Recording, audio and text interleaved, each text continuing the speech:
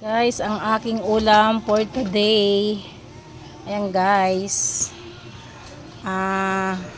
Ginisang ampalaya.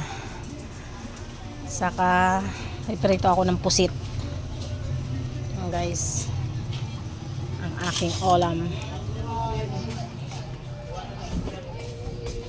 Bumili ako ng pusit sa Tiangge guys. Ito lang oh. Ayan, 100. 6 na piraso. Makatikim lang ng puset. Lagay na natin yan. May kusmitos na. Ayan. May kusmitos na natin lahat yan. Walang parte-arte pag-isa. Ayan. Ang mahalaga, ang importante. Diba? Ang mahalaga, ang importante. Ang mahalaga, ang maluto at mag-isa. Ayan. Mikos-mikos na natin.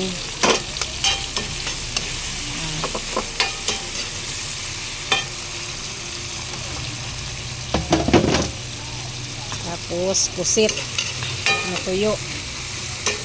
Wala nang saw-saw na karne guys. Okay na yung itlog na lang.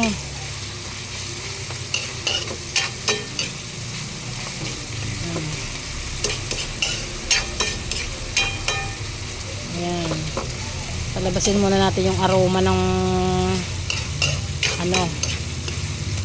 kamatis. Ngayon ako guys, ang mahal ng kamatis ngayon 120 ang kilo. Kaya yung isang piraso ng kamatis pumapatak ng 9, 10 sa malalaki ang bintahan. Kasi sa isang kilo ilan lang ang laman pag malalaki. 120 ang kilo. Ayan guys. Pwede na natin siyang ilagay. Ayan, hindi natin siya haluin guys para hindi mapait. Haluin natin siya mamaya pag nalagay ng egg. Ayan. Lagyan na natin ng magic sarap. I-magic na natin para sumarap. Huwag natin kalimutan yung paminta. Ayan.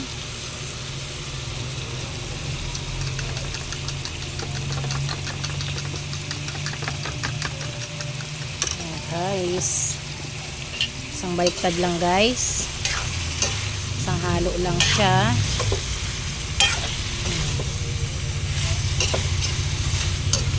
Wow. Tapok lang to guys Gusto ko kasi malutong. Ayan.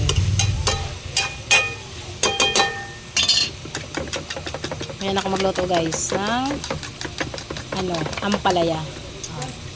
Lagay na natin. Diba? Ganun lang pagluto niyan.